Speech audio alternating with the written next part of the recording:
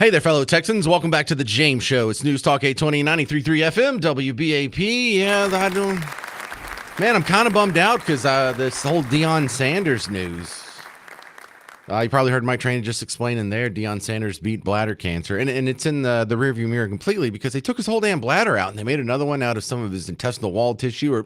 Sounds gross, but, man, that's a scary kind of story. And why does that affect us so much? Well, unless you're a transplant here. I mean, you grew up. Man, I graduated high school in 95. So the Cowboys won their Super Bowls like right at the height of my most impressionable, formidable years. So you take Deion Sanders, you take the triplets, you take some of those guys. I mean, they're forever seared in your consciousness. And I see what other people go through when some of these older people die. Like a lot of people were more upset about Ozzy Osbourne dying than me. Well, because Ozzy Osbourne was big when they were in high school. And so really it's a piece of them died. They never met Ozzy Osbourne. Ozzy Osbourne wouldn't know him if they walked in the room. But they now live in a world post Ozzy Osbourne. But to see the person that Deion has evolved into over the years, he didn't evolve like Ozzy Osbourne. He became something better, stronger. Someone, as the years went on, you were more likely to listen to him and accept his wisdom. The dead opposite of what Ozzy Osbourne did in his life. But I don't know. It's really sobering. And so once we go down that road, I don't think we can come back and do anything serious because it's some heartbreaking stuff. And he's going to be okay, but he's not the same. And just to hear him at this press conference, he got a little religious, and rightfully so. It's something most of us do when you're forced to contemplate your own mortality. But we're going to hit that again at 2:35. I've got to tell you the actual historic news first. I mean, this is a bigger deal as far as what goes on with the history books and things that actually affect your money. Because like Trump had just announced a new trade deal that was signed with the EU. And so that's a whole slew of countries. That's huge. And if we can open up some new markets there, our economy not only will bounce back to what it was under the previous Trump, it could be bigger than it was. This is also a huge step, a bargaining chip in our unification against Russia.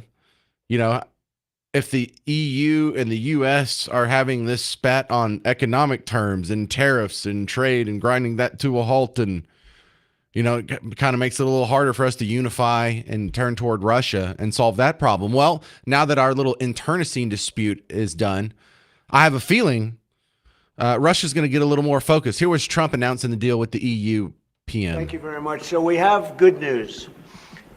We've reached a deal. It's a good deal for everybody, I believe. And I think you were saying this is probably the biggest deal ever reached in any capacity, trade or beyond trade. Yeah, he wasn't going to say this is an above average deal or this is a pretty good bill or I'm pretty happy with this deal. No, it's pretty much the biggest, best ever. It's the most magnificent thing you've ever seen, believe me. I think you were saying this is probably the biggest deal ever reached in any capacity, trade or beyond trade. It is. Yeah, that guy cracks me up. Next one. The numbers he's throwing around here are huge. And it's easy for me to forget that if you kind of think of the European Union as one country, it's like another America over there. They just haven't all agreed on the same language or music or food. But as far as economic power goes, as far as their population goes, as far as their purchasing power, that's a market that's kind of on par with the United States. And so when we talk about how America is the number one biggest market that everyone wants to open up to, well, Europe kind of fits that bill as well. For us, who else is going to be able to afford all the stuff that we make and export? Because we make expensive stuff. We don't sew jeans together. We're not snapping together cell phones. We're not making the little plastic toys that go into your Happy Meal.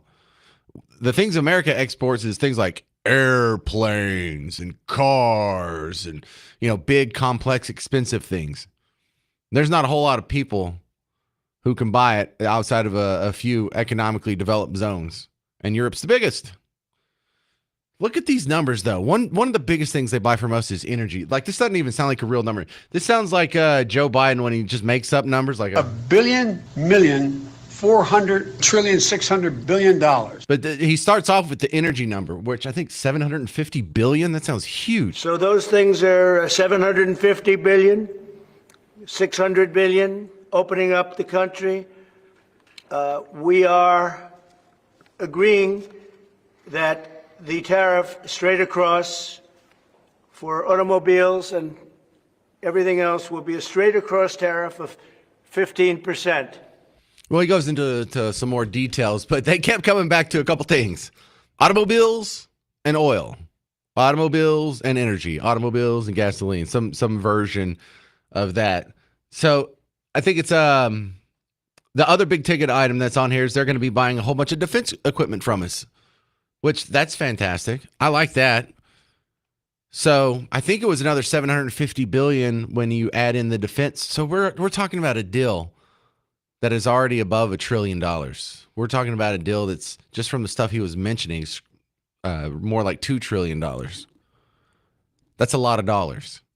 So that's fantastic. Now, I think the more important thing about this, and one of the reasons that this will help you out financially, open up markets. That means our biggest companies can get bigger. That means all you got to do is sit pat on your 401k or your IRA. You got some index funds out there. They're just naturally going to go up a little bit more than they otherwise should. Now, you're not going to be able to turn around and immediately go buy food with that. But at the end of your working life, when you go to tap into that IRA or when you go to tap into that 401k, isn't it going to be nice that it'd be 25% bigger than it otherwise would be? And it's easy to see where if you like put limits on trade, well, this is going to stop this, or I'm stopping these exports, or I'm doing a blockade. And it's a lot harder to see the good things that happen from open trade because it happens on such a macro/micro level. Like if we all get a few dollars richer every day, we don't actually see that. But after years and years of this, we'll definitely feel it. And the other big thing about this is now that we have this resolved, we can turn our attention to Russia. Problem is, you turn on the news, not a whole lot of Russia updates. Well, it's actually really wild over there. We have drone attacks that have hit Moscow at this point. Don't you think that should be newsworthy? I know we're going to spend a lot of time talking about a football player's bladder today, and that's ridiculously important to me too. But here we're in a hot war with Russia. We'll get an update with you on that. And then we'll get to the sad news of Deion Sanders and his battle with cancer coming up after that at about 2:35.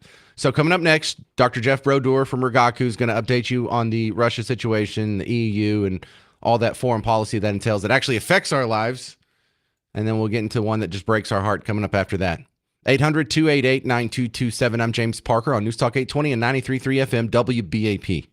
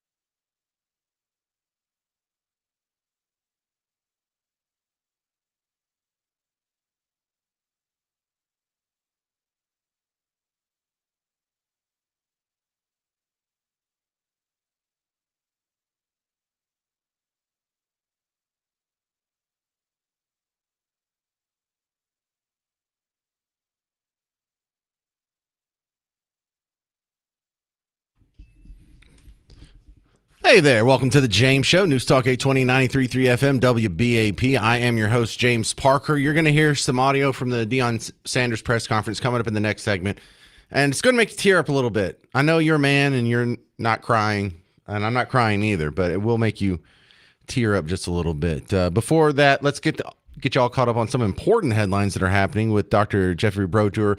He's a regular guest who's on from Rigaku. He's a chemical, biological, radiological, nuclear consultant. And I think he takes out the trash sometimes, too. Dr. Jeffrey Brotour, welcome back to the James Show.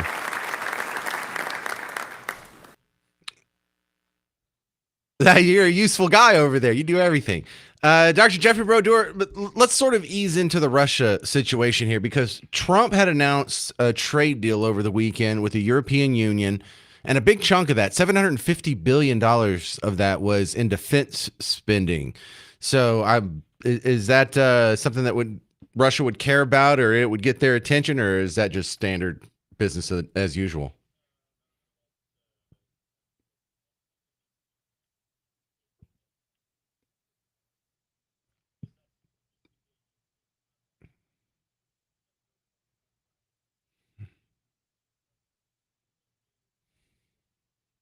Donated. I love that.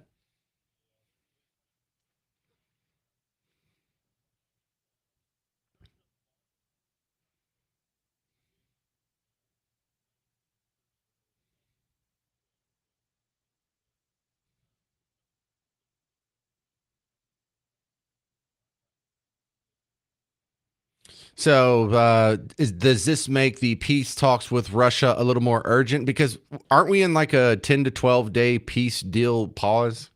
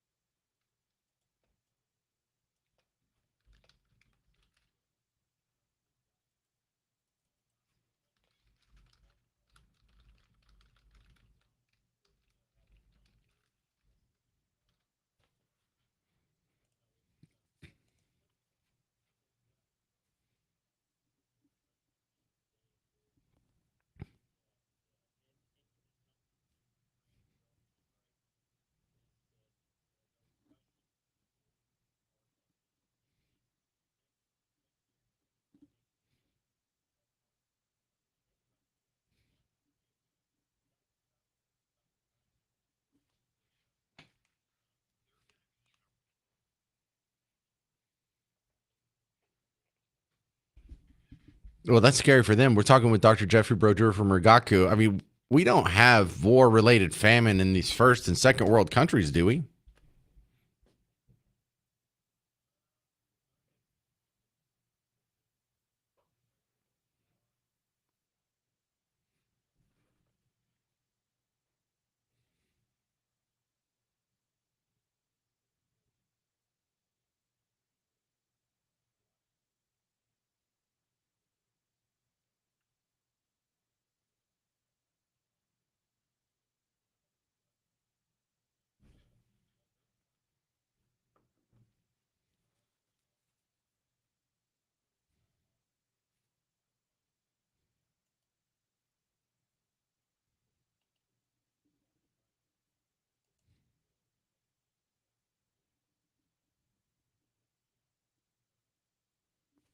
Dr. Jeffrey Brodeur, is Ukraine having some manpower shortages?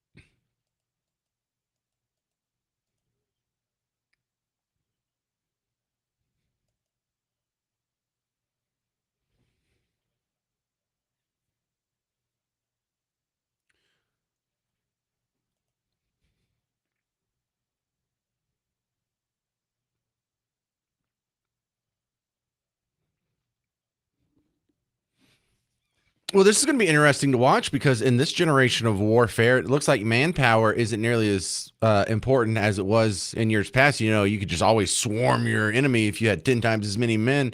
But if you have, 10 times as many drones as they do, that seems to be where the real action is.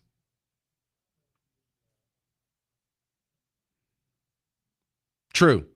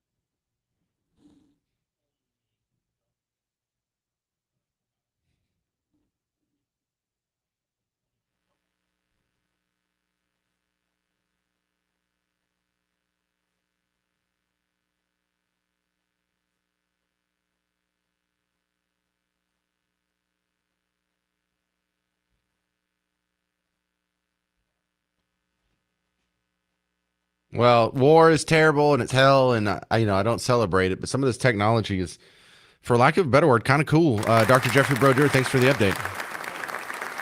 All right, Dr. Jeffrey Broder from Rigaku. Coming up next, this Deion Sanders press conference, going to leave you a little teary-eyed.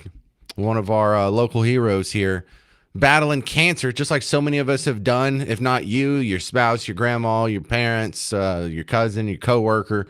We've all been hit with the big C word. Now it's come for prime time, and you'll hear his response next on The James Show.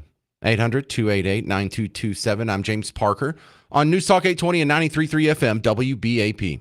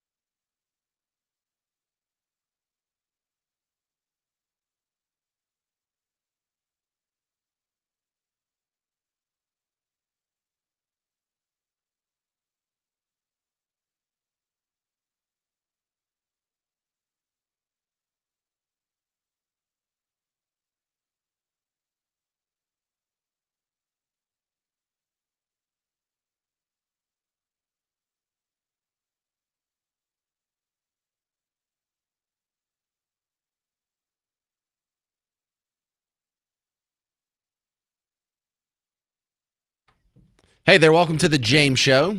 News Talk 820, 93.3 FM, WBAP. Now, he's going to be okay, but Deion Sanders had bladder cancer, and they say had in the past tense, as in it was discovered, it was treated, it was removed, and is now no longer a problem. But he does have some other problems. We'll get into this. So first off, the medical side, and then we'll get to the sad existential stuff. Or something we call very high risk non-muscle invasive bladder cancer. So we did discuss options. We discussed some options of treatment in the bladder, and we discussed bladder removal as well. Given his commitments to his family and to the team, elected to undergo a bladder removal. We performed a full robot-assisted laparoscopic bladder removal and creation of a new bladder. And I am pleased to report that the results from the surgery are that he is cured from the cancer. All right, cured. She used the word cured.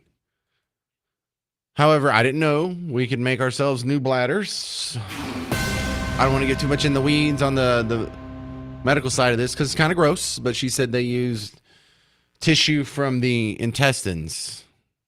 Large intestine, small intestine. Don't know, don't care, it's gross. But I'm just glad to hear he's going to be okay. Now his life's going to be a little bit different. Life without a bladder, and, you know, the bladder serves some pretty important functions there. I'll tell you what's weird is seeing how well he's dealing with this. Now, I've never had any major medical issues happen to myself. I had a kid get sick a couple years ago, and it broke me pretty quick. I was not in a good mood. I was not cheery. I was not joking with anyone. I was not having a good time. It was a beating. Now, granted, this is something Deion dealt with months ago, and he's in the recovery phase of it, and they're just kind of admitting to the outside world that this is what he has been going through, and this is what's different about him now. But he came out, and I don't know if his PR people told him to do this or Deion's just naturally a great guy. He wanted there to be some meaning to his suffering. He wanted there to be some sort of greater good that can happen because he had this bladder cancer snuck up on him, ripped out one of his organs basically, and now he's having to make all kinds of accommodations to live life post-bladder. And so I think this was the message he came back to the most during the press conference. He must have gone through this little tirade about 6 times. Go get checked out. Get checked out. Because if it wasn't for me getting tested for something else, they wouldn't have stumbled up on this. And make sure you go to get the right care, because without wonderful people like this, I probably wouldn't be sitting here today, because it grew so expeditiously, I could say. But please get yourself checked out, especially African-American men. We don't like going to the doctors. We don't like nothing to do with a doctor. You know that. So I'm not just talking to the brothers. I'm talking to my Caucasian brothers, my Hispanic brothers, my Asian brothers, my everybody, and my sisters. And that's all, y'all. Get checked out. So get checked out. Now, when he says, you know, my African-American brothers, you know, y'all don't like going to the hospital. Oh, put me in that circle. I don't like going to the doctor. And you know I don't like going to the doctor because I've never been to the doctor. In adulthood, I've gone to the doctor. Let's see, one time I hurt my back at work and I just went to a clinic and they gave me some pills and it really was just fine after that. I went to the doctor after we had 4 kids so I could get a vasectomy. That's really the only overlap I've had with the medical industry at all. I didn't get the vaccine or anything. But his message here is kind of cool because a narcissist would make it all about them. A narcissist would maximize this for attention, emotion, pity, honor, whatever, adoration, whatever they can get you to emote in their direction. That's what it would be all about. So I don't know if he just naturally did this or he had some good PR people say, let's not make this all about you.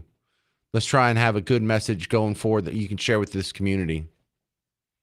But his message needs to be heard. Go get checked out. Because one thing that I bet you're going to hear before the end of this show is there's a lot of people out there who have these cancer stories, or they went in to get something checked out, or they went in to get something else checked out. Or my own aunt, she had a coworker. She's a teacher. And some coworker thought what she found was a lump, and so she was thinking that she had cancer. And so then just as a buddy system, 2 coworkers went with her to get the mammogram, you know, to get the squishogram. And it turned out my aunt had cancer, and it was a total accident. And if she hadn't have been, being kind of a rock for a friend to lean on, we may not have one of my mom's sisters. So it's a tough situation, but he seems to be handling it better than I would. But if you have one of these accidental diagnoses, that would be amazing. There was a guy I worked with who had colon cancer. It's like, how do you even check if you had colon cancer? And he's like, well, one day after I was done, I looked and it was kind of red in there. So I went to the doctors. Oh my goodness. I'm such an idiot. That's something I would kind of ignore. I'm like, ooh, that was weird. What did I eat? And then just move on about my day and not even think about it. And some of you may think that you're okay because look, I'm like 34, whatever. No, it happens to younger people too. Now, Sanders is older than you for sure. But I guess he's trying to have some good come of this, and I don't blame him. Because a lot of people have this happen and they either do the narcissist thing where they make it all about them, or they do the victim thing, which is still a little narcissistic. Like, woe is me. Why did this have to happen to me? But coming up next, Deion explains how he's not a woe is me or why me God kind of guy. He gets a little religious. I think you're going to love it. Coming up next, stick around. More from a North Texas sports legend, Deion Sanders, talking about his battle with cancer. Coming up on the James Show. If you have any surprise diagnosis or a surprise cancer story you'd like to share, 800-288-9227, 800-288-9227. But when men have a brush with death like this, there tends to be a little bit of mental clarity and wisdom that follows. I'll share some of that next. News Talk 820, 93.3 FM, WBAP.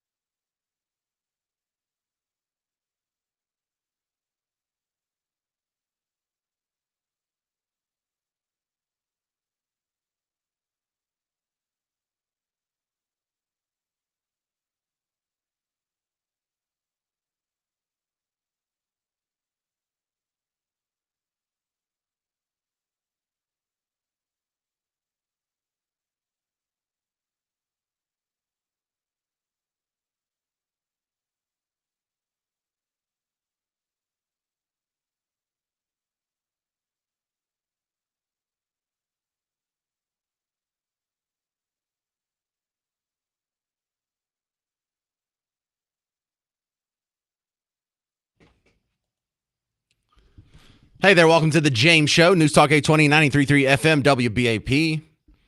I am your host, James Parker. And a few names evoke so much emotions to a humble little Texas boy as Deion Sanders. You go back, I remember back in the day when the Cowboys actually won 2 Super Bowls in a row. And then the 49ers, who had been their main NFC rivals there in the last 2 NFC championship games, picks up what's probably the best defensive player in the game, Deion Sanders. And that seemed to be the difference maker. That year, Dallas and San Francisco met in the conference championship game. Winner goes to the Super Bowl, and San Francisco wins. Well, we got to see ultimately how much of a difference one person can make, because between that season and the next season, Deion Sanders moved from the 49ers to Dallas. And guess what? Dallas goes back and wins another Super Bowl. So, wow, one player really can make that big of a difference. Few people can say that. Deion Sanders can.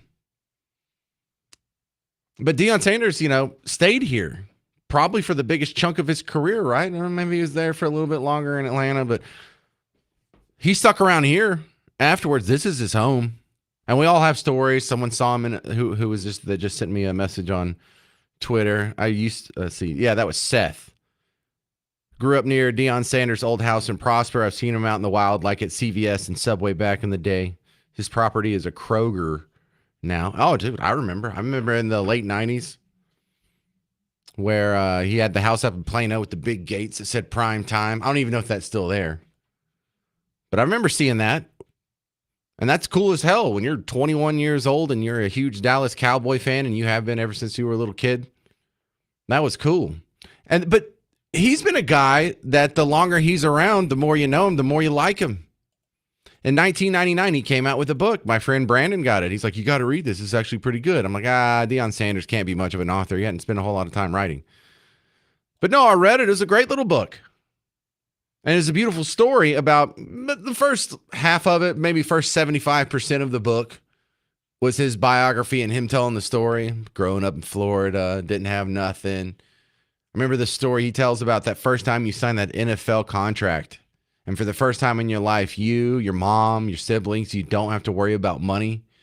He said, that's a great feeling. I hope you get to feel what that feels like. I don't know what that feels like still.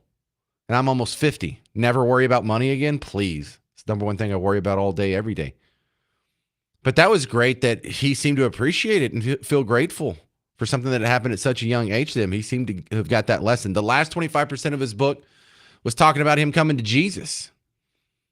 And so he talks about this new life he has to have post-bladder. He's still Deion Sanders. He's still the same guy, but, without a bladder, without your full complement of health, things are necessarily going to be different. And listen to how appreciative and positive he is after the biggest hurdle of his life. It's a totally different life. I mean, thank God. I depend on depend.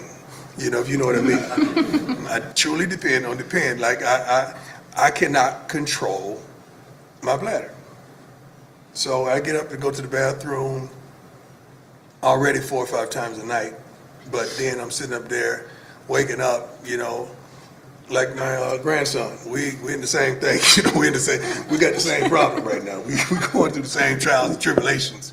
We're trying to see who has the heaviest bag at the end of the night. Like it's ridiculous. But I'm making a joke out of it, but it's real. Like it is real, it is real, it is real. So if you see porta potty on the sideline, it's real. And just like the guy who created Dilbert, Scott Adams, he got a cancer scare and he says he has just a few months left to live. He's getting real existential on you, and I'm kind of paying more attention to him because hospice nurses will tell you that people that are on their way out, they'll be brutally honest. You can get a lot of good wisdom out of people like that. But I was also pleasant to see that in this press conference, Deion Sanders couldn't help to be the guy who he was in that book in 1999. He steered it back to God a couple times. I'm truly thankful that God is so good. God is so good. You have no idea. You have no idea how good God has been to me. For me to be here. You have no idea. Thank you. Thank you both for Let me add this for all you people that get upset when I start talking about the Lord. I never once through this whole journey said, God, why me? Because I would have to say, God, why being you sitting me up here in front of these wonderful people? Why you give me the position of the head football coach of the prestigious university? Why you allow me to father 5 wonderful kids? Why you give me these relationships with these wonderful people? Why me, Lord? Did I have some of the things that I have? I can never say that. I can never say the other side because I'm going to have to ask that.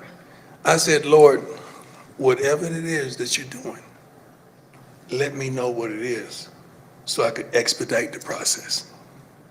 Because I know you got me. I've seen you have my back. I've seen you there in the midst of storms when nobody knew I was going through hell. I've seen you guide me and bring me through. Lord, I would never say why me, but let me know what I need to do so that I can help. Man, that's pretty hard hitting stuff. You know, he appreciates sharing the bed with his grandson. You know, they have the same problem filling up their diaper in the middle of the night. It's just too bad it took him having cancer and having to brush with death to really appreciate that. Do you appreciate your family like you should? Or do you need a death scare to do it? Do you need to go look mortality in the face before you come home and you're a little happier with your situation? Even though you don't have everything you want, even though, I don't know, maybe you've put on a little weight, maybe your spouse put on a little weight, maybe your finances are a little tight, if not a dumpster fire. Welcome to the club. Just don't wait till you have a brush with death to appreciate what you have. 800-288-9227. I'm James Parker on News Talk 820 and 93.3 FM, WBAP.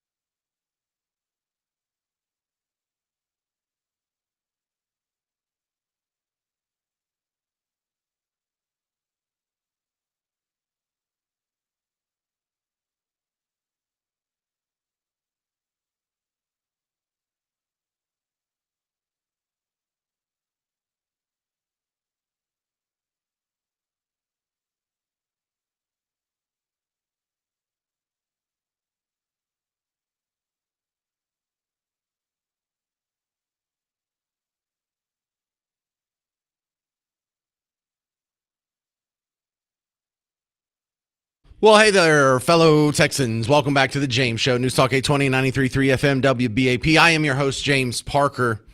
Deion Sanders, the Texas football legend.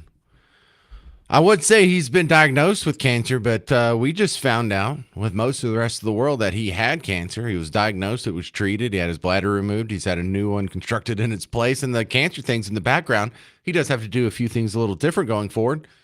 He has to walk around with a couple of bags on his person. He has to wear Depends. He wasn't shy about it either. You know, this was a guy who was so cool in the 90s. That was part of his thing. Yeah, he's got the big diamond earring in his ear, and he's gonna fly in a helicopter from the Cowboys game to the Braves game so he can go straight from football to Major League Baseball. He's going to lead the league in interceptions, return for a touchdown, and get second in the league in stolen bases over in baseball. And he was an amazing dude. He putting out rap albums, doing cameos and TV shows and movies. He was just a super cool guy. Well, there's nothing cool about having to wear Depends. Apparently, he can make that sound cool too. And he did it specifically because, look, he knows how old he is. He knows who his peer group is. And he knows there's a lot of other guys who are going through something similar. Women too. I don't mean to be gender specific here. But it's great to see how well he reacts, because a lot of these people, we have the stereotype that they're just sissy little prima donnas. Well, for a lot of people, they really are. They're really not decent human beings, and they really can't handle the pressure and the fame and the glory and the fortune and the sex and the drugs and the rock and roll. But here's a guy whose second career, he's doing even better than his first one. And I don't mean that just because I like him better. I mean, he was the highest paid NFL player at the time, but isn't he going to make more out of this next coaching contract than he did in the NFL? But he's also evolved. He is not the same guy. He's now a dad. He's now a granddad. He's not a player. He's a coach. And that's real comforting to see, because pop culture and Hollywood likes to focus on the young, cool, hip guys. There's not a whole lot of role models for guys who are going through cancer like this, and how many people go through that. How many people have already been through that? And so it's great to see that sort of maturity. This is the kind of stuff you want your kids to see. But even in his greatest moment of suffering, his message is that he wants to help. This whole press conference, just so he can help. It ain't about me. It's about y'all. Everything I deal with is like a tool to reach more, to affect more, to challenge more, to love more, to give more. That's what this is about. This ain't about me. Because for me to go through this, the devil had to ask God, have you considered my servant prayer? That's Bible if you don't know. Go ahead and try it. I know he gonna praise me. I know he gonna magnify me. I know he gonna glorify me. And that's what has transpired. So I don't mind going through the afflictions I go through, because I know the result. And we helping some folks today. There's some folks right now calling the doctors, scheduling checkups. There's some wives out there saying, baby, I told you. It's some whosoever wills that ain't been to see a doctor in years, but they gonna go get a checkup. Because if it could happen to Prime, baby, it could happen to you. That's what they're saying. Man, what a fantastic message. What about a guy who could be a victim? In the modern culture where victimhood seems to be a moral imperative for some people, this guy is refusing to be a victim even when ultimate victimhood status is put upon him. He almost died. He got the worst disease possible, cancer. He had to have an entire organ removed. He's never going to be the same. He's always going to be, and here he is still being positive. Here he is quoting Job. Have you considered my servant Prime? Man, I am not that enthusiastic to take on the trials and tribulations of this world. I would like for the rest of my life to just be 100% on a velvet pillow.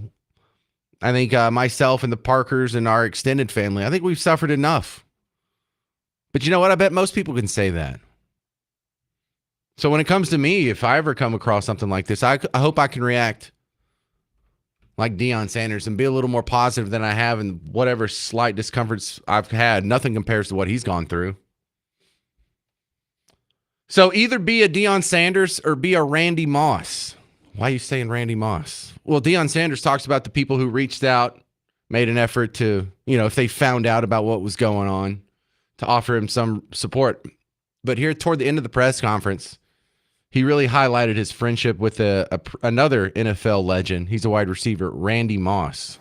But I'm thankful that they came to give me love and support and to pray for me. DC Youngfly called me this morning, prayed for me. Like, he called it down for heaven. DC, I love you, boy, and I appreciate you. Let me tell you something. Randy Moss called me every other day to make sure I was straight. Randy Moss prayed for me. He and his wife told me what I need to be doing. He's gone through some things very similar. But Randy Moss, man, I love him to life, love him more than ever. I prayed, he told me he's going to come to the game this year. I pray that, but he gave me so much strength and so much guidance and so much love, respect, and appreciation. Thank you, Randy. I really appreciate you. I really do. All right, we have 2 lessons from today. If you're going through it, if you have a medical emergency or some sort of condition you're not going to recover from, something you'll never be the same from afterwards, try and be positive. Try and be like Deion. Try and take up the Job attitude. Have you considered my servant Deion? Or if you're not going through it, be a Randy Moss. Just be a good friend to someone who is. 800-288-9227. Coming up on the James Show, the Idaho mass murderer who was just sentenced at the end of last week. Do we have any motive whatsoever? We'll discuss that next on the James Show. News Talk 820 and 93.3 FM, WBAP.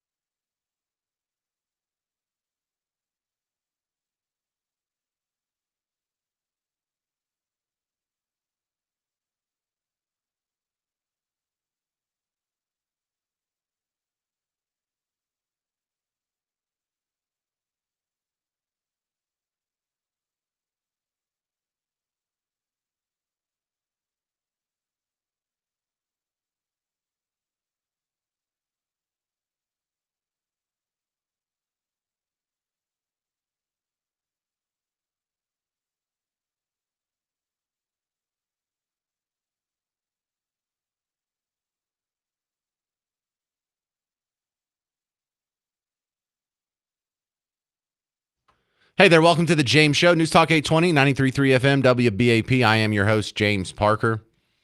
You know, in contemplating our mortality when it comes to the Deion Sanders press conference about his battle with cancer, we have the other contemplating mortality that comes from the terrible story of the Idaho mass murderer who just got sentenced to 4 life sentences and some change last week. And here's the thing that still bothers you the most.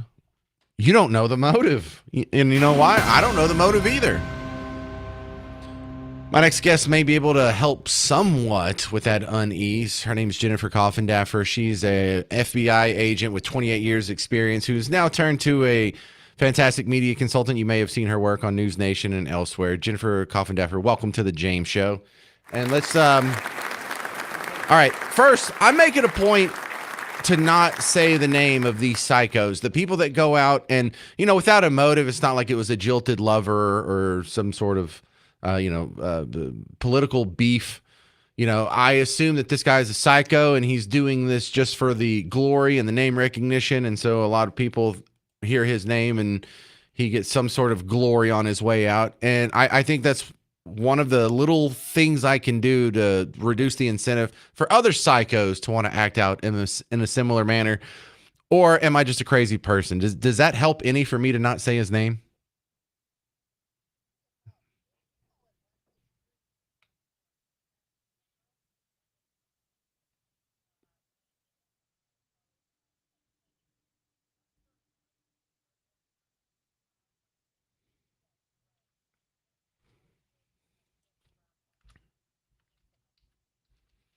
All right, so what do we call this guy, Jennifer?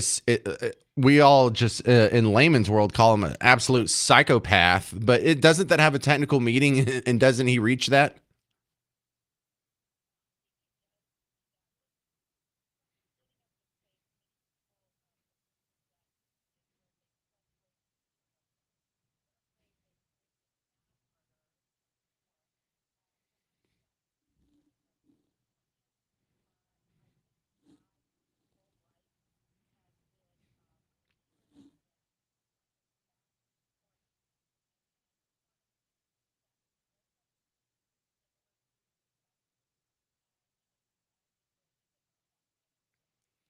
All right, well, talk about his overlaps with Ted Bundy, because Bruce was telling me that before the show, how he sees a lot of similarities, and I'm not as familiar with the Bundy case. So how is 163264 and Ted Bundy, what do they have in common?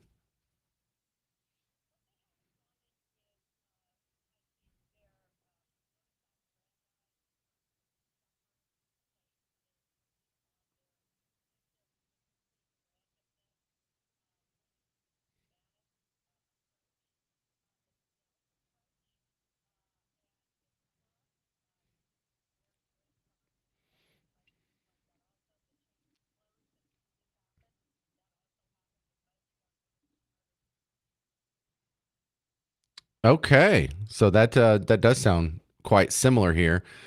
So the next question is there something we can do to recognize guys like this and keep ourselves safe?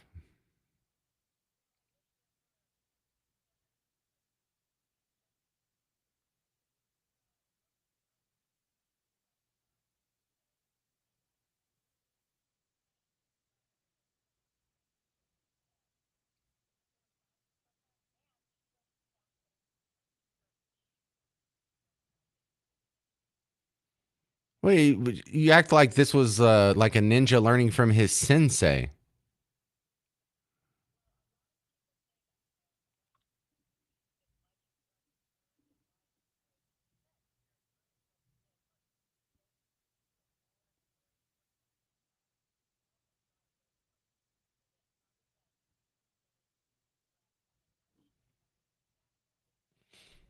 Well, that seems kind of sloppy. How do some of these guys they put so much thought and effort into it, and then they make a dumb mistake like that?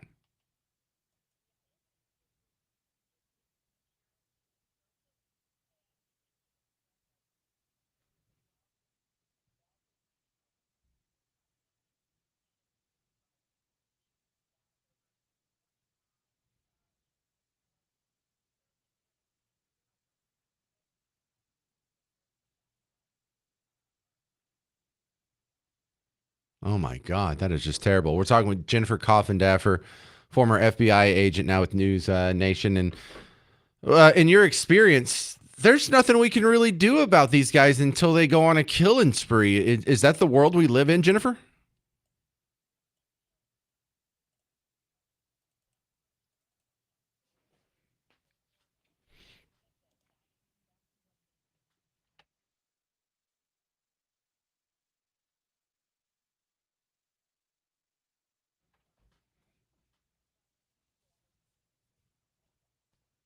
You just got to wait until they get excited enough to actually try and pull one of these off. That's terrible. So, how many of these people do you think are out there at any given time, Jennifer?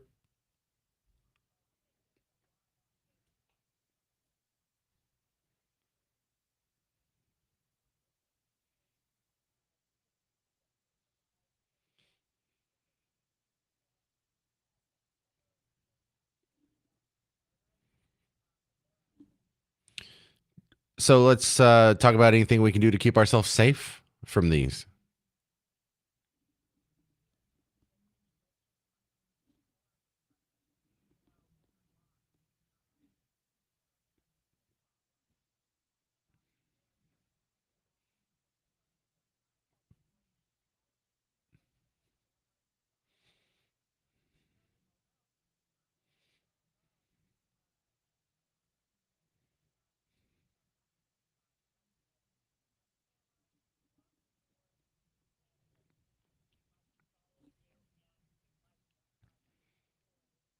Do people like this think that they're bad guys? Do they know that they're bad guys? I mean, they know they're breaking the law, but do they think of themselves as a bad person?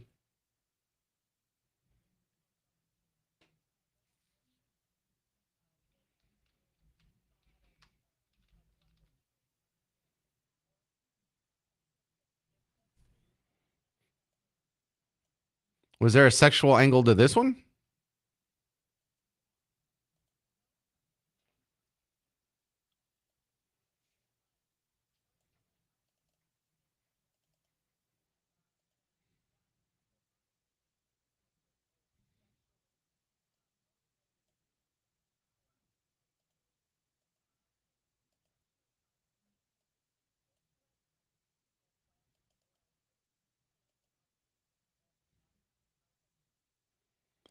All right. Well, this is some bone chilling stuff. I appreciate your insight on this. You must have seen some terrible things in 28 years of the FBI. So thanks for sharing it with us. Jennifer Coffindaffer. Appreciate it.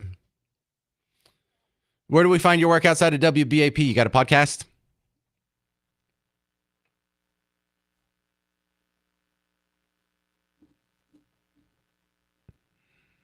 There you go. Break the Case is the podcast. She's got a ton of good followers over here on X. Find her there. Coffindaffer FBI. Thank you, Jennifer. All right. Well, that's nice and morbid.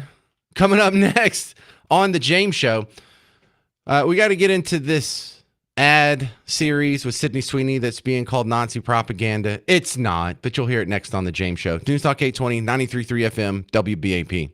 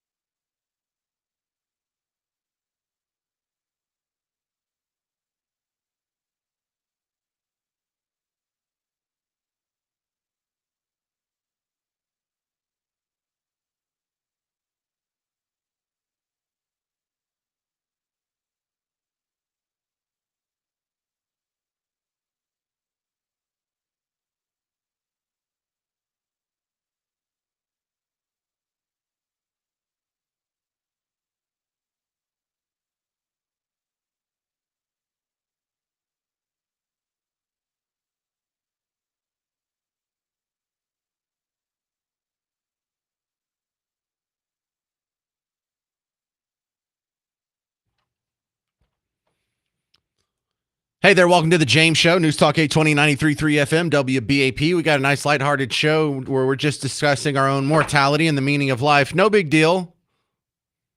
Deion Sanders announced that he had cancer. He had to have his bladder removed, and they've recreated one.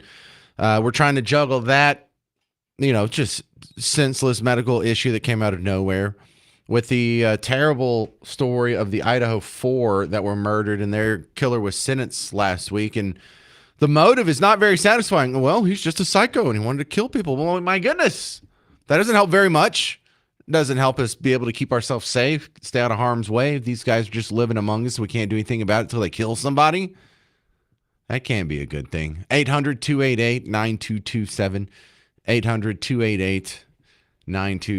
Coming up next, we're going to talk about if this American Eagle ad series with Sydney Sweeney is Nazi propaganda. But first, it's Richard in Collinsville. You're on WBAP. I think that I have a little experience transporting the criminally insane from San Antonio up to Vernon State Hospital. But was this your job for a while?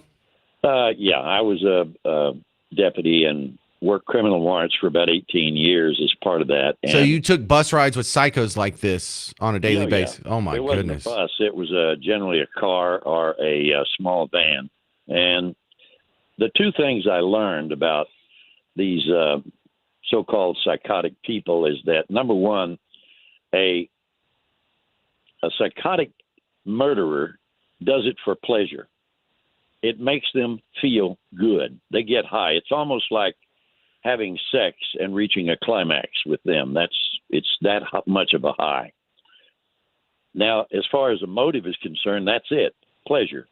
As far as how they go about doing it, it's random because they're impulsive. They drive around like burglars. I remember I've transported a bunch of burglars, and they used to tell me the same thing.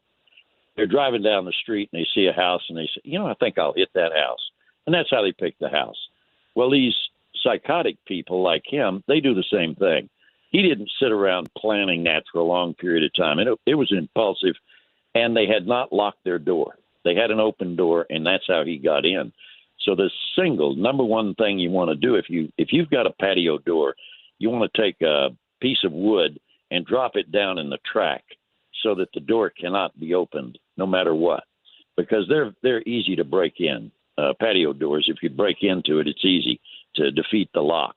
But if you've got that board down there in the track, they can't get it open. That's the single most important thing is to keep your house locked. Well, before you get to the second thing, Richard, that's kind of scary because I live in a very small town and we don't lock our doors. Well, I hate to tell you this, but if you look at Ted Bundy's career, he liked small towns. Thanks. I feel great. I appreciate that, Richard. Well, there you go. That's all I can tell you. Well, this happened in a small town, too, where I imagine locking your doors isn't really an imperative thing. Well, like where I live, I hate to just spill all the beans here. We barely lock our cars. Like when I go in the grocery store in Buck Tussle, I don't lock my car. Right. And it's not like we're better people. You just can't get away with crime out there. Like, hey, did you see? Well, I'll tell you the difference. The difference is there was a death penalty at one time. Now they say, and you know who they are, they say, oh, well, the death penalty, it doesn't work. It doesn't really work. Well, first of all, it did. They're not serial killers. They're serial murderers. That's number one, because they're killing without cause. Okay. And the second thing is the punishment is not to discourage anybody. The punishment is to punish the individual for the crime in an appropriate manner. And that means if they murder like this guy does or like some people do, they should get the death penalty. Boom, and carry it out within a month or two, unless there's some doubt. If there's reasonable doubt about it, then you don't want to execute them. But otherwise, they should be executed within 30 to 60 days after the trial is over. I guarantee you that has an effect, because I've handled guys at death. I've delivered 3 to death row, and I've picked a couple up coming back from death row. I remember one kid we brought back. He had calluses all over his knuckles, and I asked him. I said, "What's with the calluses?" He said, "I'm going crazy, man, in solitary confinement, so I hit the wall with my fist so I don't go crazy." I mean, these guys do what they can to survive, and he's the same guy. He was a young kid, about 25. We had to stop, take him to restrooms and things like that, and we had places picked out that were never real busy that we could go in and they could use the restroom. And this kid, I'm walking him through the place to go to the restroom, and he says, "Hey, boss, what do you want?" I said, "What?" He said, "What do you want, boss?" I said, "What are you talking about?" He says, "I'll get you something, man. I'm going to jail. What difference does it make?" Was he going to shoplift on your behalf? Yeah. Jesus. All right. So these people, do they know if they're good or bad? Oh, yeah. They know they're bad. They know it 100%. If you watch the way if you look at the videos of him arriving and then you look at the videos of him leaving, his departure was not like his arrival. He knew he had done something really bad and really wrong. And they do a good job of hiding over a period of years because what they do is random. And there is no telltale motive other than it makes them feel good. Do you believe in demons after seeing all these guys? Oh, yeah. Yeah, there's evil that possesses people. There's no question about that in my mind. Yeah. Like one guy he whacked his mother 34 times with an axe. Jesus. Can you imagine what that looked like? And I called him three bag because he would throw up three times, bringing him from Vernon back to San Antonio. Because once a year, the court would have them bring these guys back, and they would have to be evaluated in the court to determine if they were mentally capable of standing trial or if they needed to go back to Vernon. And he would throw up three times on his way back to San Antonio because he was afraid he was going to be found capable of standing trial, which meant he would be convicted. And if so, he would go to Rusk, which is where they have the prison for the mentally insane. Yeah, I know Rusk. That's the worst prison in Texas. Yeah, when I was growing up, we used to say, yeah, so and so had to go live with his grandparents, and his mom went to Rusk. You know, it was One Flew Over the Cuckoo's Nest where we're from. Well, oh, yeah. It was a nice, scary chat with you, Richard. I'm not sure you made me feel better, but your expertise, very appreciated, sir. Good Lord. That's a job that'll mess with you right there. You have to deal with psychopaths all day, every day for a few decades. Tell me that didn't leave a stain in your cortex somewhere. All right. We have a couple other great callers who want to talk about what's going on in the head of murderers. 800-288-9227.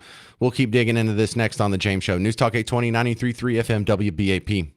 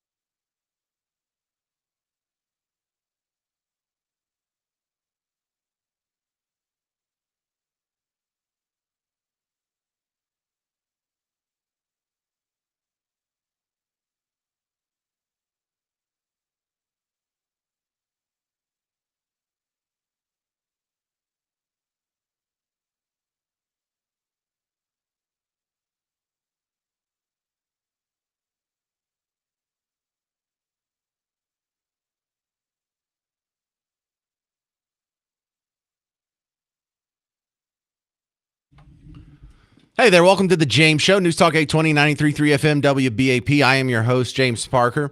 We're talking about the mindset behind the guy, number one, who did the mass murder in Idaho. I mean, this guy, an absolute psycho. Now that we've even gone through the sentencing phase, we don't have a better motive other than he's a psycho. Well, that's crazy. What do we do about all these people? And so we're trying to understand what goes into these guys' heads. There was the mass stabbing at the Walmart in Traverse City, Michigan over the weekend. You see about this on your social media feed? Some crazy knife killer stabbed like 11 people. I don't think he killed anybody, but he was stopped by what? A good guy with a gun. All right, well, you won't hear that too much more besides the James Show. But just these people, you just enjoy hurting people? You, like, not only are, like, sociopaths are indifferent to the suffering of their fellow man. Psychopaths actually enjoy it. And that's impossible, hopefully, for you and I to understand, but doesn't hurt to try. Jessica Arlington, you're on WBAP. Hey, thanks for having me. So I just wanted to point out something. You know, the last guy was saying how he thinks it was a random occurrence and that he just saw a door that was unlocked. Well, I've been following the case for a while, and there's actually some, like, evidence that he went to the place that Maddie Mogan worked at. She was a waitress, like, multiple times. He was a regular there. And then also it wouldn't make sense for him to attack as many people. I feel like if he was just going there to, like, appease this, you know, this thing that he was feeling and wanted to kill someone, and then he met the first victim and the second victim, why would he go all the way up to the other room just to attack the other two girls? So what's your theory? I think that it has to do with something about how you're raised. You know what I mean? And I don't mean to put the blame on the parents, because some people are just born with, like, an emptiness, and that has to be noticed. But, you know, him to have some sort of hatred on women themselves, because he did attack her in a way that she was unrecognizable, the one girl, and everyone else kind of just had, like, you know, kill shots. Here we go. Except for the guy, I don't know. But anyway, I think it has to do with, you know, he never felt like he was he wanted to be powerful. He wanted to feel like he was in control of something. Or maybe she said something to him and it triggered him the wrong way. Maybe she rejected him and he didn't like that, so he didn't want anyone else to have her. You know what I mean? Yeah. But it doesn't, to me. One of the scary observations is that these guys who are, you know, so psycho, of course they're going to be socially awkward, and that only makes it worse, because are you going to get any positive feedback from the women in your life, from the women in your class, or from the women in your community if you're obviously socially awkward? No. So if they do happen to try and like someone and they get rejected, you know, they can't say, well, there's something wrong with me. Something's wrong with this girl. And then when the next girl does it, well, something's wrong with these two girls. But when all women do it, then you think something's wrong with all women. And then when you don't have any guy friends either, something's wrong with all of society. It's all a terrible thing, and I'm going to enjoy inflicting all the pain back at them. I agree. I think, sorry, I lost what I was thinking about. I waited tables for like 10 years, and I've had my fair share of people who, you know, kind of gave me the creeps. You know, you got to treat everybody nice, but don't give them, you know, anything to pull off of. But also be aware of your surroundings. If you think that you're being followed, double check. Like guy before was saying, lock your doors. Like you can never be too prepared for something to happen. Yeah, I think that applies far more to women, though, and I have a tendency to forget that, because I also waited tables for quite a few years. And and you can get robbed as a guy, but you're not really going to get, you know, attacked and stolen for the most part. No one's trying to rape their waiter. But, you know, the few times that there was a woman waiting for me after work, it actually turned out very well. Thank you very much. I don't want to discourage my fellow man from pursuing these leads here. You know, it's a numbers game, gentlemen. Thank you, Jessica. This is Steve in Weatherford. You're on WBAP. Hey, James. I think we are long overdue in this country to show by deed and wheel an example that if you're a mass murdering, demon-possessed type, we're going to put you through due process, and 7 days later, found guilty, we'll destroy you. Oh, I'm a big believer, not only doing the death penalty, but making it quick. And also, I know this sounds a little Byzantine, but making it public. You know, I don't want, you know, it to be on a public billboard so where, you know, kids are going to see it without their parents' permission. But if we can control who watches the Cowboys game, we can control who watches this. I watched 2 executions on Saudi TV one time where a 6'8" guy took about a 5-foot long chrome plated sword and lopped off the 2 heads of the convicted guys. And it made me say, boy, I'll never even break the speed limit in Saudi Arabia. Well, I had some friends that were of Arabic origin, and they said in Saudi Arabia, when you park in a parking lot, you can turn off the car and just leave the keys in the driver's seat. No one's going to steal the thing, because if they get caught, they're going to get their hand chopped off or killed. And the converse part to that is, when it's my time to go, if someone's lopping my head off with a giant chrome saber, that's not too bad. That's not. That's better than dying slowly over the 4 months of painful hospice when you're 93. But we're entering a period in the U.S. where we're getting back to common sense, and the adults are in charge instead of a bunch of lying idiot children type. We're way past time to say, look, you rob a bank, you're going to jail for a long time. You do a mass murder like this, we're going to put you in the ground as soon as the jury decides. Yeah, I not only do I agree with that, I feel like there's some people that are listening and think, oh, they're just saying the most hyperbolic thing because they're trying to be like the coolest, baddest alpha male in the room. No, we mean this. We need to start doing it. It's an ugly thing. We're not going to enjoy it. But ever since we stopped doing it, there's been a huge incentive that's been taken away. This guy gets to live a luxurious lifestyle. He's going to get to watch TV and read books and feel sunshine on his face and tell his story to other human beings. And he's going to get medical care, and he's going to get dental care, and he's going to live out his life in prison. But it's not that much of a deterrent compared to, what if we just lopped his head off? What if his head was already rolling in a basket somewhere right now? Me and Steve and Weatherford are not kidding. We need to seriously think about bringing that back. All right, coming up next, we're going to check on the economy and the new trade deals, how it will affect your money with the bank rate analyst on The James Show. News Talk 820 and 93.3 FM WBAP.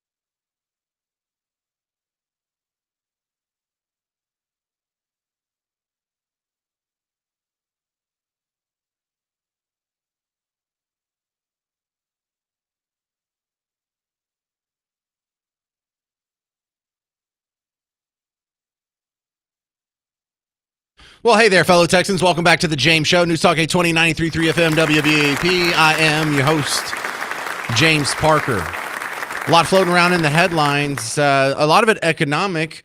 And then you float through and some other headlines say, well, money's looking good. The economy's looking good. Stock market's looking good. Business profits, S&P, corporate earnings looking good. But some people are still having a hard time finding a job. Why is that? Sarah Foster from Bankrate's coming back on the James Show. Welcome back, Sarah Foster. And I thought I found this interesting. The unemployment rate for recent college graduates, 6%. It's only 4% for the general population. So am I reading this right? People with college degrees are having a harder time than the rest of us finding the next job?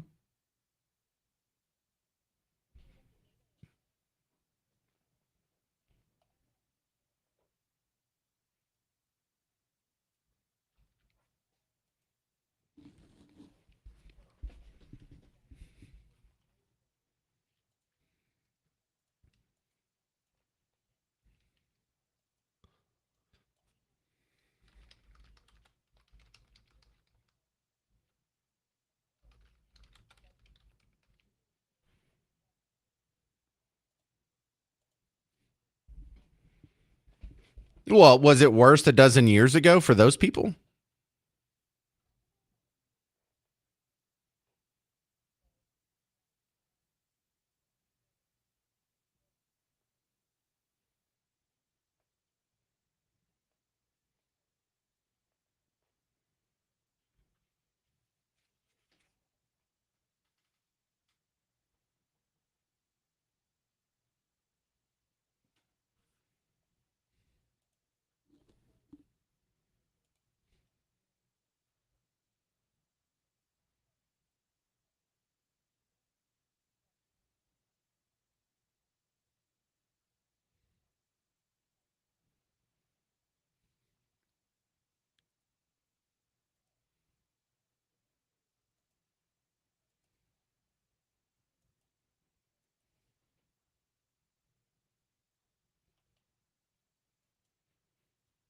All right, we're talking with Sarah Foster from Bankrate. Sarah, when this comes up, I think me and the callers all agree that your success post degree really depends on what you got your degree in.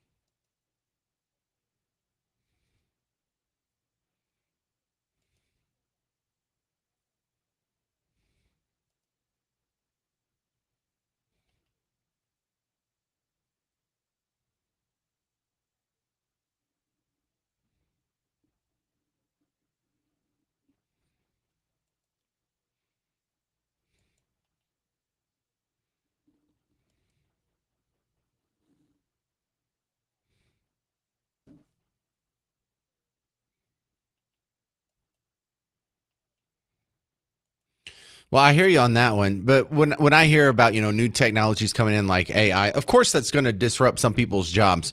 But I think that'll be an overall boon because now small companies can do so much more without having to hire 28 people to handle a whole new department. You don't have to have an art department. You just have to have access to an AI. You draw me a picture of this, it's so I think overall that'll be a net positive, but that doesn't really do a whole lot of good for people who just graduated today.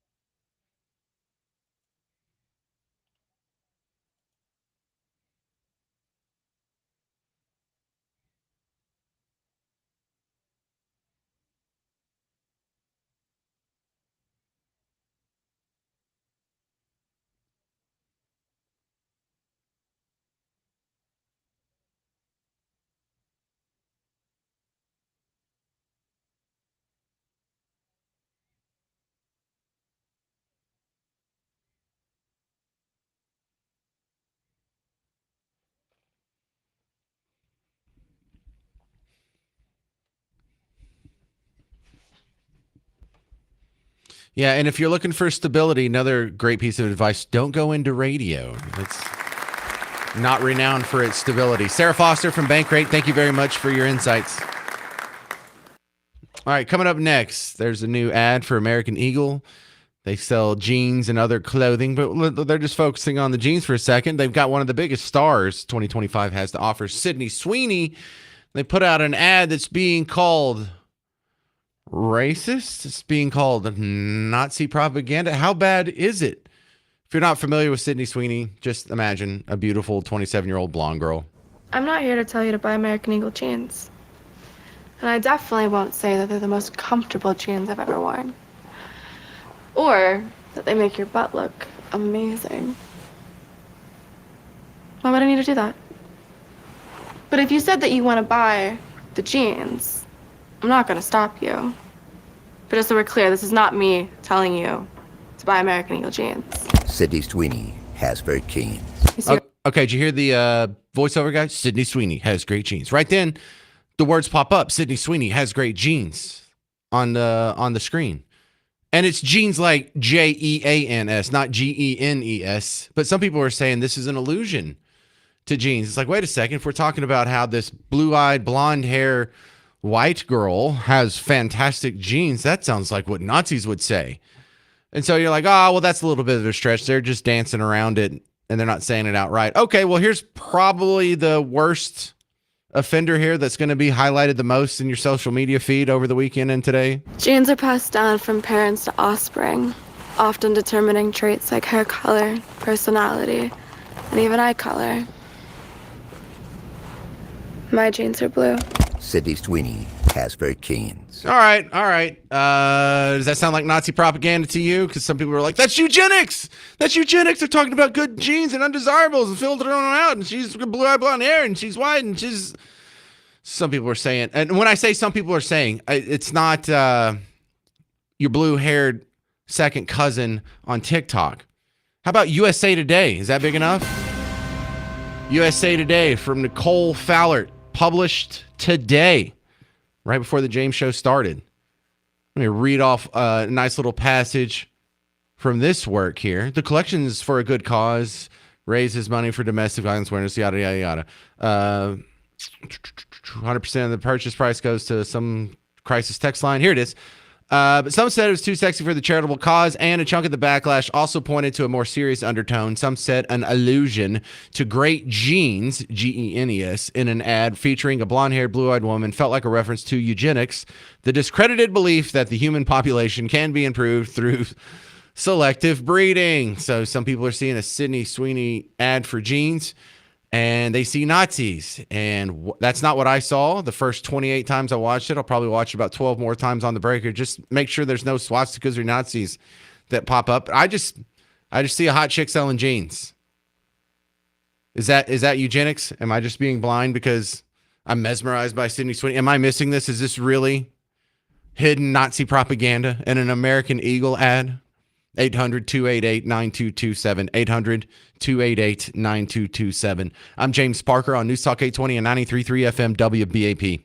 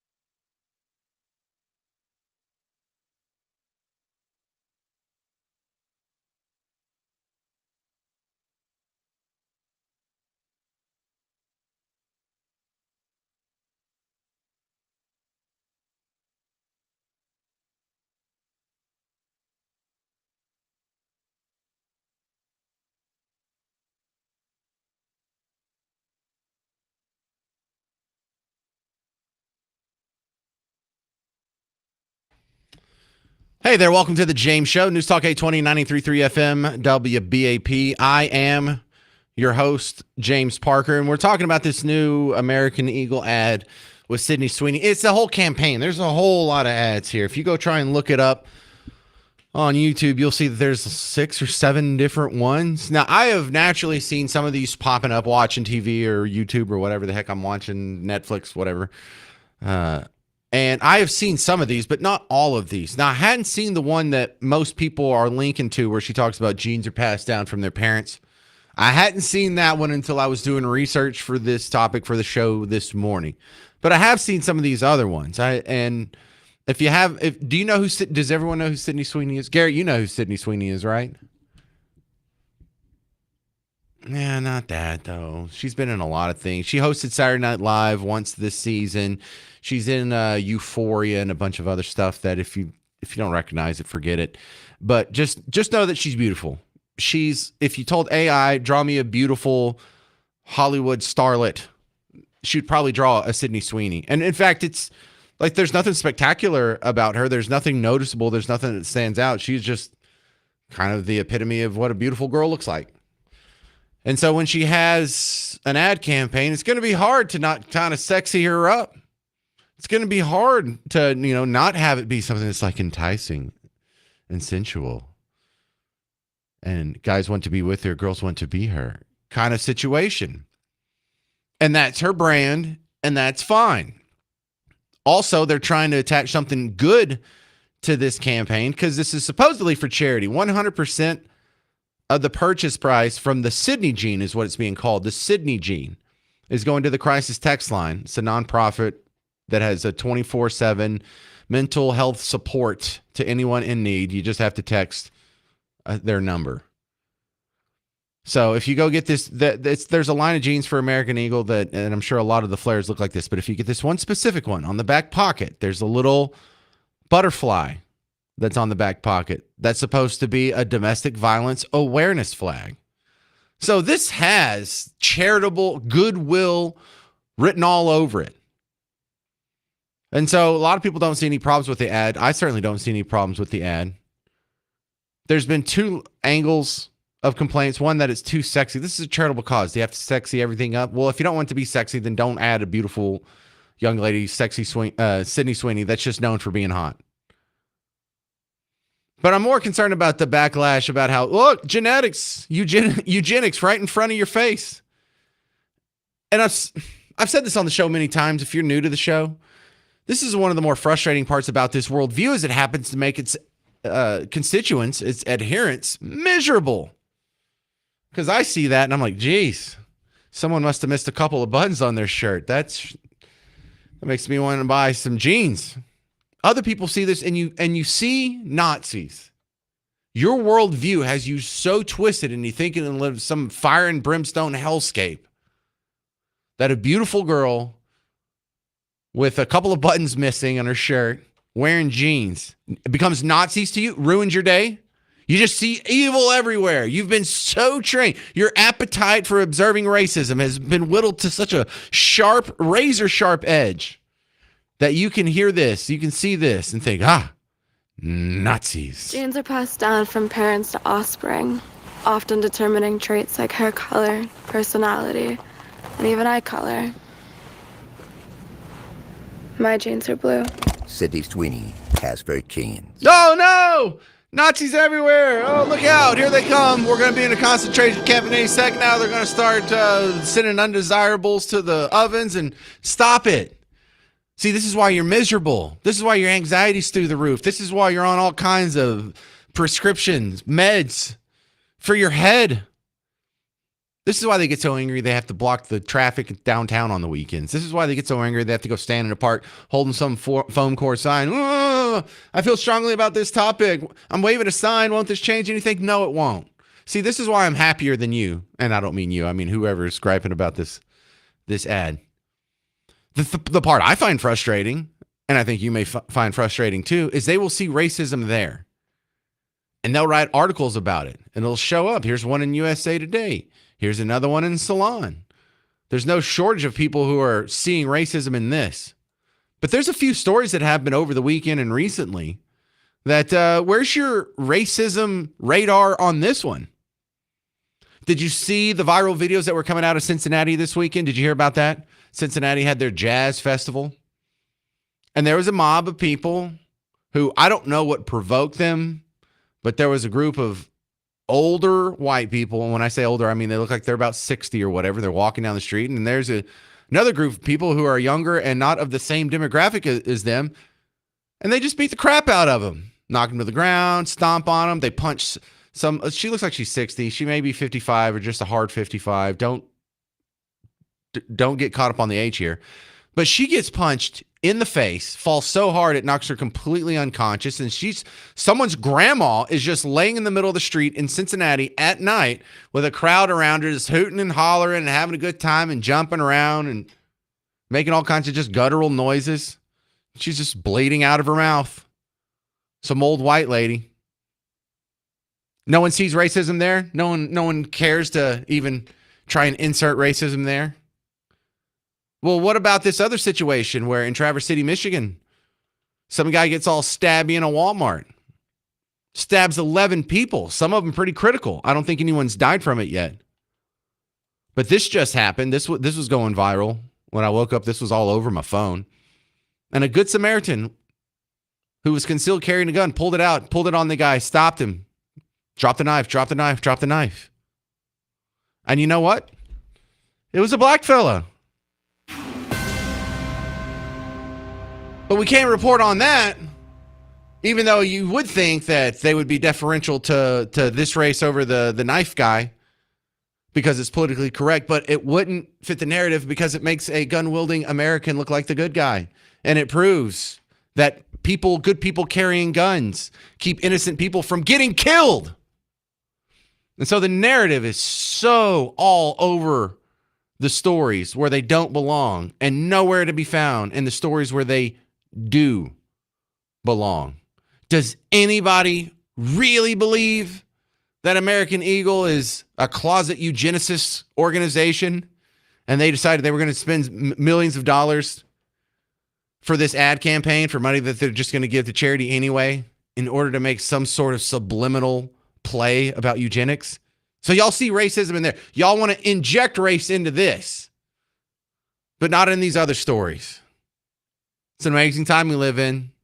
Just remember, the same people that are this dishonest about these subjects are going to lie to you about everything. They're going to lie to you about the economics situation that's going on. They're going to lie to you about the tax bill. They're going to lie to you about the big, beautiful bill. They're going to lie to you about everything the man does and says, everything you do and say. And it's making them miserable. 800-288-9227. Coming up next, we're going to play Dead or Alive. And we're giving away tickets to what's called the Lost 80s Live. It's Flock of Seagulls, Big Country, General Public, and the Vapors. If you want to win tickets to that, call right now, 800-288-9227. Lost 80s Live at the Pavilion at Toyota Music Factory coming up August 17th. Flock of Seagulls, Big Country, General Public, the Vapors. Call in right now, 800-288-9227, because we're playing Dead or Alive next on The James Show. News Talk 820 and 93.3 FM, WBAP.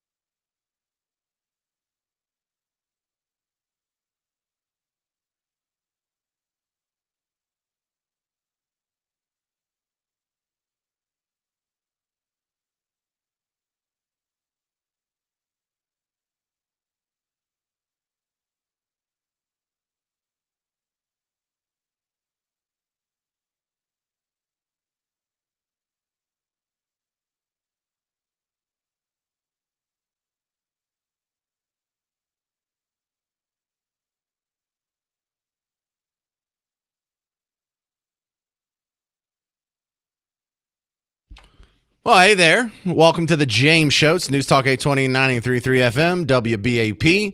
I am your host, James Parker. Oh, yeah, I got to give away tickets, huh? All right, well, let's do that. We're going to play Dead or Alive. All right, thank you, Mr. Jovi. Welcome to Dead or Alive. On Dead or Alive, it's the easier of the game shows on the James Show. I'm going to give you a list of 10 celebrities. You have to tell me if they're dead or alive. Today, on the line, a pair of tickets to see the Lost 80s live tour. They're going to be at the Pavilion at Toyota Music Factory on August 17th, where you can see such great 80s bands as Flock of Seagulls, Big Country, General Public, The Vapors, and more. I've never heard More before. Are they a pretty good band? They must be the opener. They open for a lot of people, I've noticed. The old band More. You should start a band and call it More just so it'll be in everyone's flyer. We're going to start with John in Grapevine. Hey, John. John, you with me? Oh, I got to turn you up. Hello to Mrs. Parker for me. Oh, you want to say hi to Miss Parker? All right. Yeah. Hi, Miss Parker. You people really get a kick out of that, don't you? All right. Yeah, we do. Let's start off with the celebrity list here. I'm not going to give you the category until after the game. I'll give you a chance to guess the category after the game. Number one. Bonus tickets for that? Nope. Same amount of tickets. You just get a lot of fame and glory. The first one, his name is Terry Bollea. His stage name is Hulk Hogan, dead or alive. He passed. Rest in peace. Number two, Carl Weathers. He was in Happy Gilmore. He was Apollo in Rocky. Is he dead or alive? Sadly, he passed also. Yeah, I just saw Happy Gilmore too. He wasn't in that, but he was referred to in that, and kind of makes you happy. Number three, Gene Hackman, dead or alive? Oh, Gene Hackman died at age 95. Sadly, really bizarre situation. What are you, his biographer? Well done, John. Next one, Chuck Mangione, dead or alive? Well, he was in the paper this weekend as he passed. Best trumpeter around. Ozzy Osbourne, dead or alive? Rest in peace, Ozzy. Jimmy Swaggart, your favorite pastor, John and Cleburne. I mean, in Grapevine. I have sinned against you, Lord. He was 90 years old, but I think he just passed. You are correct, sir.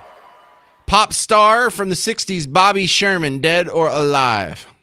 Oh, unfortunately, he was in the paper the other day. He passed also. This guy's a walking paper, isn't he? Brian Wilson from the Beach Boys, dead or alive? We lost a good one when we lost him. Sly Stone, the creator of Sly and the Family Stone, dead or alive? Very recently.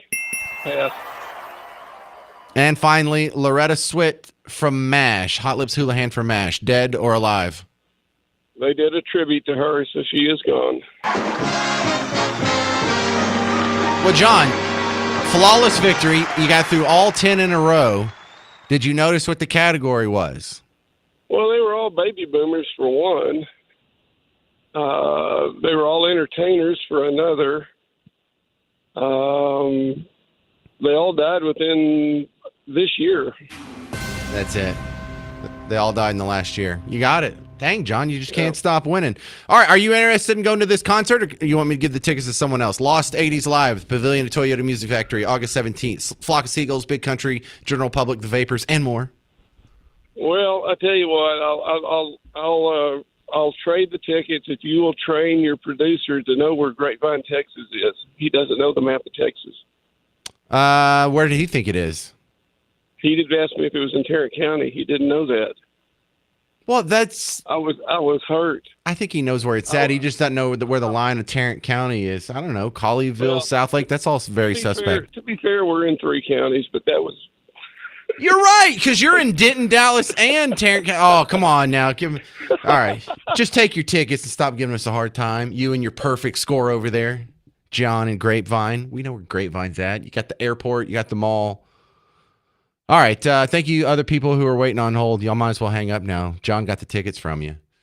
Coming up next on The James Show, I have a viral video of another student loan fallacy that we'll address next on The James Show. Some basics in economics for people who don't understand how loans work. Coming up next, News Talk 820 and 93.3 FM WBAP.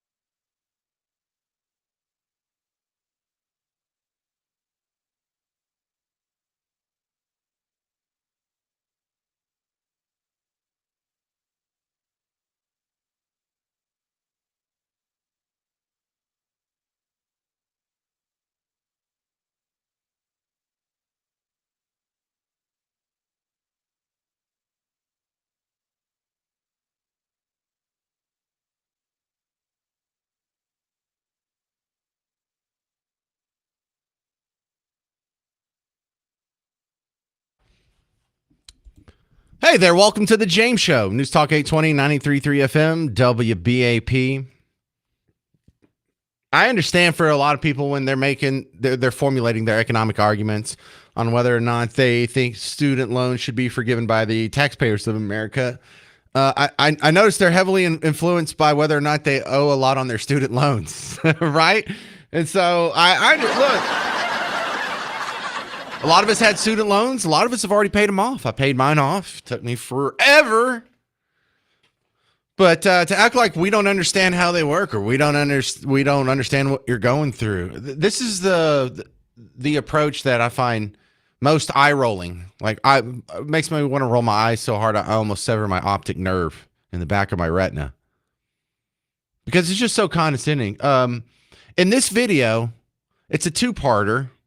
For the first 10 seconds, it's what people who think we want student loan forgiveness think that we're thinking. And then the next part is what we're really going through. Okay, so in the first part, oh yeah, I don't want to pay my student loan off because I'm lazy. Look, that's not the only thing we think. Some of y'all are lazy. Some of y'all are doing the right thing. Well, in fact, I don't really have a general mindset on what people who don't want to pay off their student loan other than, hey, it sure would be nice if someone else paid this off. No, I understand what's going on. I know how student loans work. So in the after the first 10 seconds when she starts explaining, well, this is what she's going through. She says this like it's some sort of profound discovery. Like, did you know that the earth is round? Did you know that? Did you know that the sun rises in the east and sets in the west? You have no idea what I'm going through. Is what it sounds like to me. Because you're just going to nod your head like, yeah. But realize she's saying this thinking.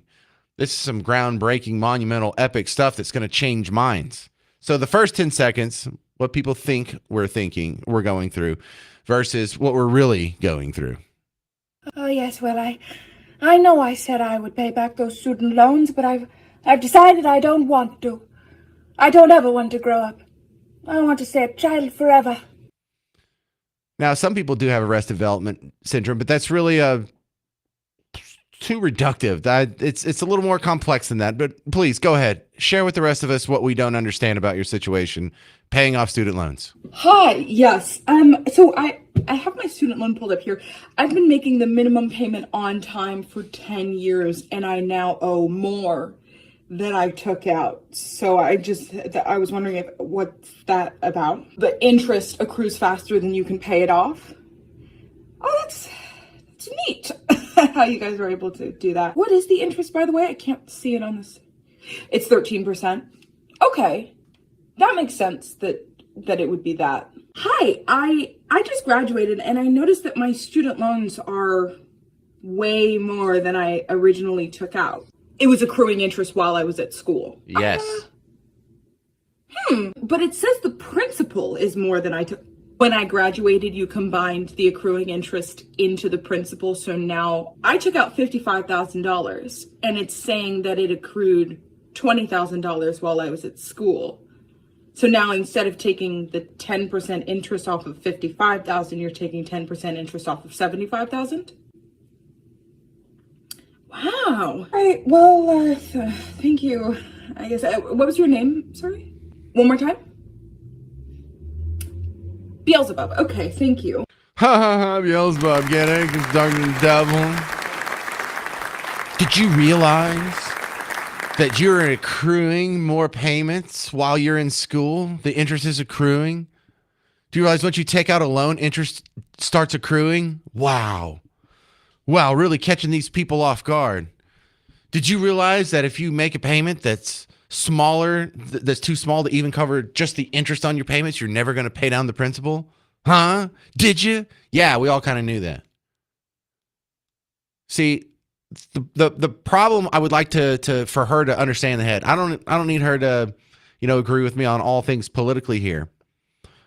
But what she's trying to do, and you see it too, you see your kids do it. They're trying to shift the blame. Because right now, under just normal dialogue between you and me and everyone else on planet Earth, the person who takes out the loan is responsible for knowing how it works, what the interest is, what the payment should be, how it accrues, what would it look like on a certain payment schedule. What would it look like if that payment schedule changed? That's your responsibility. No one is going to feel sorry for you or think it's morally or ethically acceptable if you force other people through government to pay it back on your behalf. That's immoral. That's unjust. That's your loan. That's your college degree. That's your education. Your responsibility. But if she can twist the narrative and say, no, she was tricked and it was those evil bankers. Well, morally speaking, if that's true, then you could make the case that, if she was defrauded by the banks and they didn't explain to her how loans work, or they lied to her how loans work, or they hid from her how loans work, well, then she shouldn't be held responsible for paying that back. She was defrauded. No different than if any other scammer who said he was a Nigerian prince got some money out of you through lies. So then she's not morally responsible for that payback. You would think then shouldn't the banks be? No. For some reason, it's you, the taxpayer. So it's a dastardly little move that they make, but it's a deflection, and I would like to redeflect that back in the right direction, because the one guy that's getting lost here is the college, because I don't really think the banks defrauded anybody. I'm not even sure if the student is 100% responsible for the payback. If she has any questions about the situation that she got herself into with some false promises or some misunderstanding about how the math was going to work, I wouldn't blame the banks. I would blame your college. Number one, you should be able to graduate college knowing how this stuff works. You should be able to graduate college knowing that if your minimum payment doesn't cover the interest, the principal is going to grow, and in 10 years, you're going to owe more. That's their job. You were supposed to get educated from them, but you were also supposed to get an education that makes you enough money in the market to pay off whatever loans you took to get the education. If you have any problem and you feel like you got shorted on any of these situations, it all comes back to one organization, the college. If someone should have to pay back someone's student loans other than the borrower, the defrauding institution appears would be the college. So either you're dumb and you were defrauded by your college, or you need to just shut up and pay it back your damn self like the rest of us did. But blaming the banks or somehow acting like, well, I guess this is the responsibility of the taxpayers of America now. No, ma'am, that is not going to fly. You just got a bad degree, didn't you? You got a worthless degree, didn't you? I have a nephew who's about to graduate from A&M with a master's in mechanical engineering. He's going to make twice as much money as I make sitting right here. You know what he's going to be able to do? Pay back his student loan without any problems. And remember, when Barack Obama says, we're going to cap your student loan payments so they can only take X amount of money out of your check, he's setting you up to be paying this off forever. If the minimum payment doesn't cover the interest, you shouldn't make the minimum payment. And you should know you're not a dupe. You're an adult. You're somewhat intelligent enough to get into college. You should be able to know this for yourself. And no, I don't feel sorry for you. And yeah, you should pay it off. And if anybody should get shorted, it should be the college that stuck you with this horrible education and your entirely unmarketable skill set. That's going to do it for the James Show. Coming up next, Mark Levin. I'm James Parker, News Talk 820 and 93.3 FM, WBAP.